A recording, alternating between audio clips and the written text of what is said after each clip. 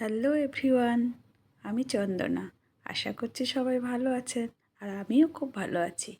আজ আমি রান্না করব লাউ শাকের পোস্ত।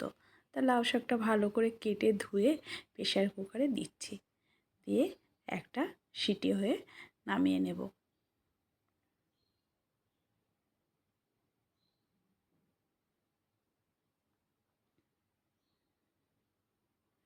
এই যে নামিয়ে নিয়েছি।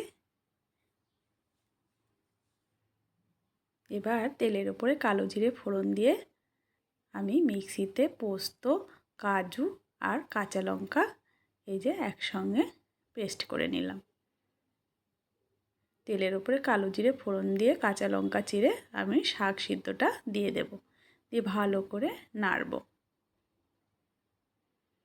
এবার স্বাদ অনুযায়ী লবণ, একটু হলুদ দিয়ে ভালো করে আরও কয়েকবার নেড়ে দেব।